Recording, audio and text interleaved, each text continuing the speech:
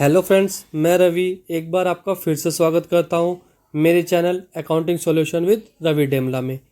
आज हम बैंकिंग की बहुत इंपॉर्टेंट टर्म्स डिस्कस करेंगे, लाइक रेपो रेट क्या होती है, रिवर्स रेपो रेट क्या होती है, CRR कैश रिजर्व रेशो क्या होती है, SLR स्टैट्यूटरी लिक्विडिटी रेशो क्या होती है, NDTL net demand and time liability क्या होती है। आज के समय में repo rate, reverse repo rate, इन सब के बारे में सबको पता होना बहुत ज़रूरी है, क्योंकि इनके घटने या बढ़ने से हमारी लाइफ में भी बहुत इफ़ेक्ट आता है। तो कैसे आता है, इन सभी टर्म्स को वन बाय वन डिस्कस करेंगे। तो अपना टॉपिक स्टार्ट करते हैं। किसी भी कंट्री में दो टाइप के बैंक्स होते हैं, एक होता है कमर्शियल बैंक, एक होता है सेंट्रल बैंक। कमर्शियल बैंक एक कंट्री में बहुत सारे होते हैं। ये बैंक्स पब्लिक से डिपॉजिट लेती हैं, पब्लिक को लोन प्रोवाइड करती है, मीन्स पब्लिक के साथ डीलिंग करती है। लेकिन सेंट्रल बैंक किसी भी कंट्री में एक ही होता है। हमारे अगर इंडिया की बात की जाए तो इंडिया का सेंट्रल बैंक है RBI, means reserve bank of India. Reserve bank of India rules and guideline decide करता है कमर्शियल बैंक के लिए। ये सर्वोपरि बैंक होता है।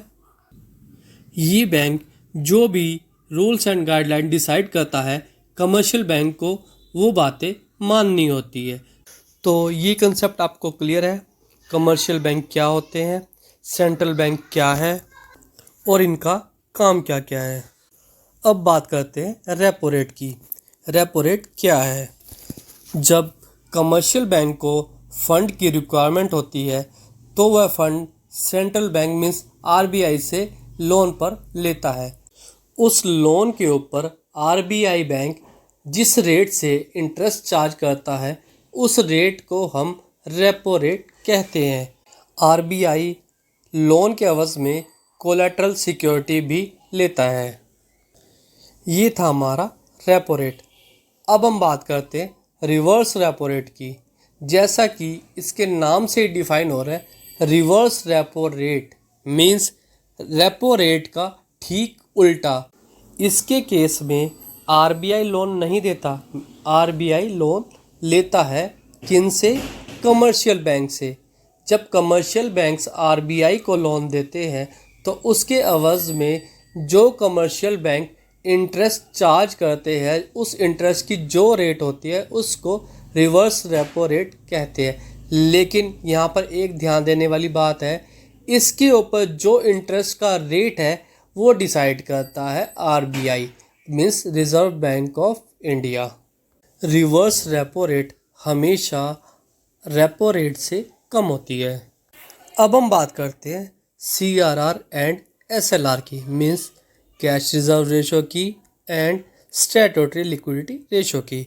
इनको डिस्कस करने से पहले हम डिस्कस करेंगे NDTL को, means net demand and time liability को। बैंक के पास दो टाइप के डिपॉजिट्स आते हैं। एक ऐसे डिपॉजिट्स होते हैं जिनको आप इजीली और कभी भी विड्रॉल करा सकते हैं, लाइक सेविंग अकाउंट में पैसा जो होता है एंड करंट अकाउंट में जो पैसा होता है। लेकिन कुछ डिपॉजिट्स ऐसे होते हैं जिनकी एक टाइम लिमिट फिक्स होती है, जैसे कि FD, RD। इनको एक टाइम पीरियड के बाद पैसे को निकालते हैं, जो कभी भी निकाल सकते हैं। जैसे saving account and current account के पैसों को, उनको तो नेट डिमांड के अंदर रखते हैं, और कुछ पैसों को हम एक पर्टिकुलर टाइम के लिए हम फिक्स कर देते हैं बैंक में। ये होती है हमारी time liability. Suppose that bank के पास टोटल डिपॉजिट्स आए 50 करोड़ के। अब बात यहाँ पर आती है कि बैंक क्या 50 करोड़ के 50 करोड़ का लोन दे सकता है या फिर कितने अमाउंट का लोन दे सकता है। बैंक को सबसे पहले CRR एंड SLR की रिक्वायरमेंट पूरी करनी होती है। उसके बाद जो पैसा बैंक के पास बचता है, बैंक उस पैसे को लोन दे सकती है। As per term CRR bank को टोटल डिपॉजिट्स का कुछ परसेंट RBI में डिपॉजिट के तौर पर रखना पड़ता है एज ए सिक्योरिटी, और ये रेट डिसाइड करती है रिजर्व बैंक ऑफ इंडिया। ये था हमारा concept CRR means cash reserve ratio. अब हम बात करते हैं SLR की, बैंक्स को अपने टोटल डिपॉजिट्स का कुछ परसेंट अपने पास लिक्विड एसेट्स की फॉर्म में रखना होता है और ये परसेंटेज भी आरबीआई डिसाइड करती है। ये था हमारा कंसेप्ट एसएलआर। एक एग्जांपल से इसको बहुत अच्छे से समझते हैं। आरबीआई ने सीआरआर 4% डिसाइड कर रखा है, एसएलआर डिसाइड कर रखा है 19.5%।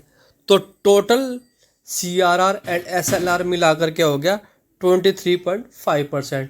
बैंक के पास टोटल डिपॉजिट का 23.5% होगा रिजर्व की फॉर्म में, सीआरआर एंड एसएलआर की फॉर्म में। बैलेंस 76.5 बैंक लोन दे सकती है। बैंक के लिए सीआरआर एसएलआर रेशो को मेंटेन करना बहुत ज़रूरी होता है।